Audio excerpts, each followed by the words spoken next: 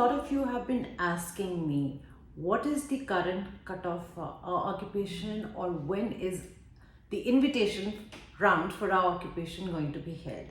Let's just straighten things out here. First of all, the DHA conducts invitation rounds for subclass 189 and subclass 491 relative sponsored visas only. Now, in order to be eligible to apply for a subclass 189 and a subclass 491 relative sponsored, it is mandatory that your occupation should be listed on the MLTSSL list and your relatives should be living in designated areas of Australia. Now, as far as subclass 190 and 491 is concerned, there are no invitation rounds conducted by the Department of Home Affairs, nor are there any cutoff points. So now this is something you do need to understand, that cutoff points and invitation rounds is specific only to subclass 189 and 491 relative sponsored. Now, as far as the latest invitation round that happened for subclass 189 and subclass 491 relative sponsored, it happened on the 5th of September. Prior to that, there was another round on 13th of June. There was another round on the 18th of December 2023.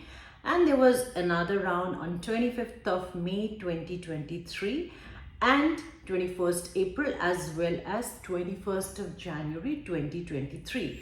So you can see that there are few almost quarterly rounds happening for subclass 189 and subclass 491 relative sponsored visas.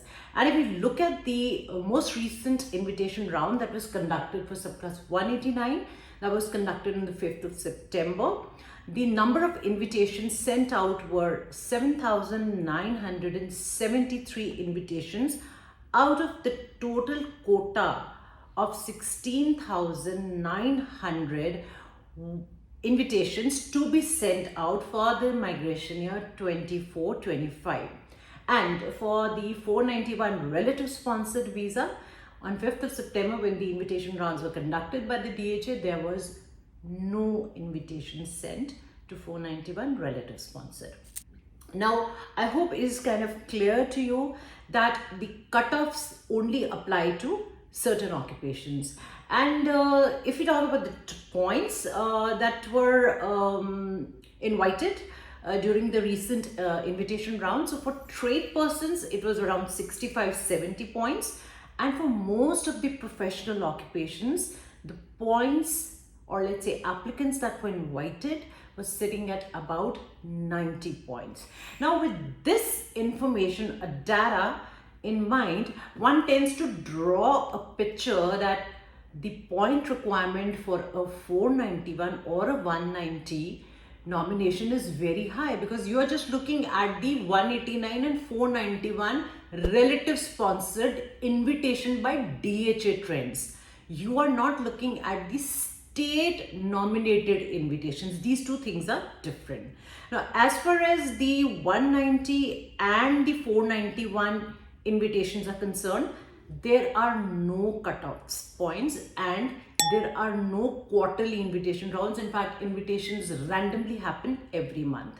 And for subclass 190, it is important that when you're logging in your EOI, please remember that 190 invitation will be given preference to those belonging to the healthcare sector, to the education sector, to the construction sector, and to the occupations that are listed on the MLTSSL.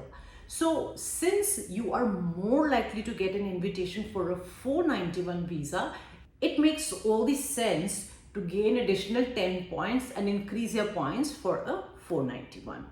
Now, let me quickly wrap it up by telling you the major difference between a 190 and 491. So practically it is same. 190 is a direct PR from here, whereas 491 is a provisional visa, wherein you do get your permanent residence after 3 years of stay in designated area. The only major difference is that under 190, you can live in metropolitan cities as well, while in 491, there are just 3 cities you cannot live and work in. That is Sydney, Melbourne and Brisbane. Other than that, everything in Australia is designated.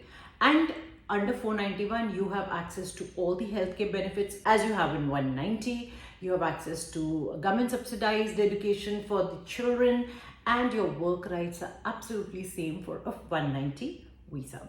Now, finally, you need to remember that there is no element of uncertainty associated with the 491 visa, because some clients do still ask that, on a 491, would we be asked to demonstrate certain income level?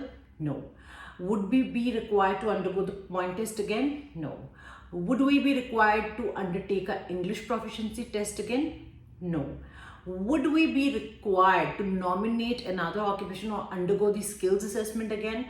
Absolutely not. So rest assured, you're all done with that. Once you get your 491 visa, you will not be subjected to any such thing again. Therefore, there is no element of uncertainty in getting a 191 visa, provided you've complied with the condition of having lived and worked there.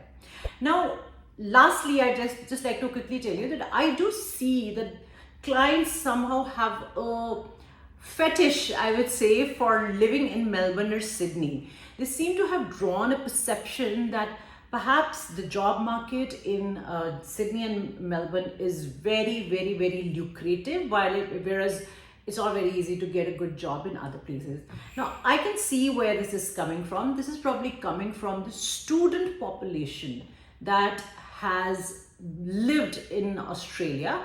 Since students have access to only limited work rights, obviously they tend to find odd jobs in places like Sydney and Melbourne or Brisbane. Whereas those who are going to Australia on skilled migrants visa have full-time work rights, and they do not have any problem getting a job.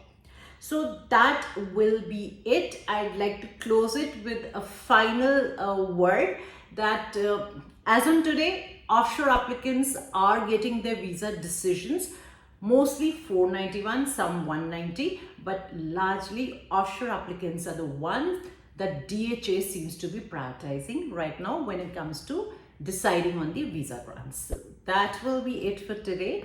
Until next time, bye bye and take care.